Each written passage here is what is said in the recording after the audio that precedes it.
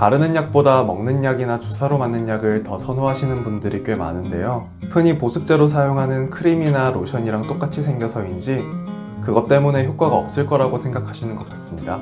실제로는 효과가 좋기도 하고 바르는 약만의 장점 때문에 꼭 사용해야 하는 경우가 많은데요. 하나씩 말씀드리겠습니다.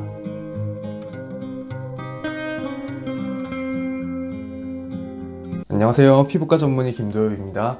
제가 전공의 시절에 한 교수님께서 반농담으로 해주신 말씀인데요. 동네 의원에서 사용하는 것과 똑같은 약을 처방하셔도 교수님께서 처방하시면 환자분들이 더 꾸준히 잘 바르시고 그것 때문에 질환이 더 잘 낫게 되는 것 같다는 얘기를 하셨던 적이 있습니다. 먹는 약만 하더라도 정해진 용법을 지키지 않고 꾸준히 드시지 않는 분들이 문제가 되는데요. 진료 때 사용하신 약을 확인해 보면 바르는 약을 제대로 사용하지 않는 분들이 훨씬 많습니다. 아예 바르지 않으시거나 정해진 횟수보다 훨씬 적게 바르시거나 아직 병변이 남아있는데도 사용을 일찍 중단하시는 것 같은 경우들이 있고요. 이렇게 도포제를 적절히 사용하지 않는 분들이 많으면 절반 가까이나 됩니다. 아무래도 먹는 약은 입에 넣고 삼키기만 하면 끝인데 바르는 약은 피부 병변이 있는 곳들을 하나하나씩 찾아가면서 발라줘야 되고 또 끈적거리는 질감도 불편하다 보니 좀 번거롭게 느끼시는 것 같습니다.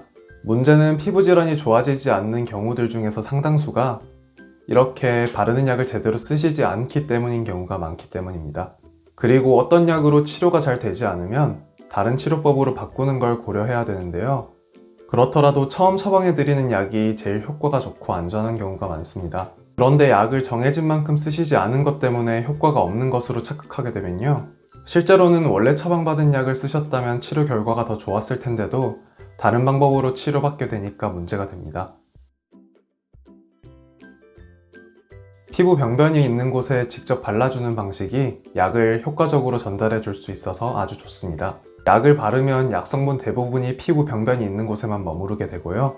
혈관으로 흡수되는 양은 아주 적어서 다른 곳으로는 거의 가지 않습니다. 반대로 약을 입으로 복용하게 되면 일단 위장, 소장, 대장에서 흡수가 되고요. 혈관을 타고 간으로 가서 간에서 일부는 분해가 되어서 없어집니다. 그 다음에도 혈관을 따라서 심장에 갔다가 폐를 들렀다가 다시 심장에 갔다가 드디어 동맥을 통해서 온몸으로 흩어지게 됩니다. 이렇게 약 성분이 온몸으로 흩어지기 때문에 막상 필요한 곳에는 그 중에서 일부만 도착하게 되는 거고요. 주사로 맞는 경우에도 처음에 간을 통과하지 않는 부분만 달라지고 나머지 과정을 거쳐서 온몸으로 결국 퍼지게 되는 것은 똑같습니다. 앞서 말씀드린 것처럼 바르는 약은 대부분 피부에 머무르게 되고요. 먹는 약이나 주사 치료랑 다르게 약 성분이 온몸으로 퍼지지 않기 때문에요. 괜히 불필요하게 다른 장기로 가서 생길 수 있는 부작용도 줄어들게 됩니다.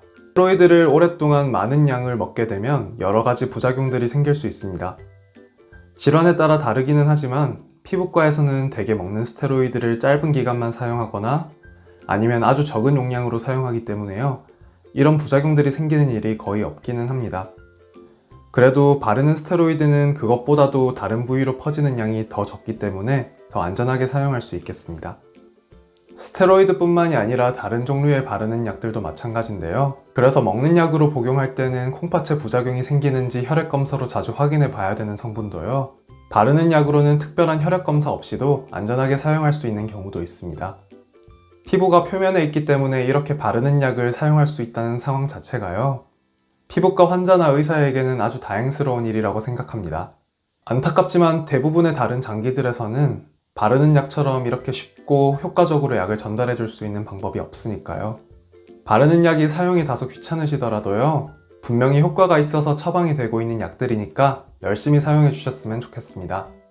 오늘 내용이 피부질환 관리에 도움이 되었으면 하고요. 지금까지 피부과 전문의 김도엽이었습니다. 감사합니다.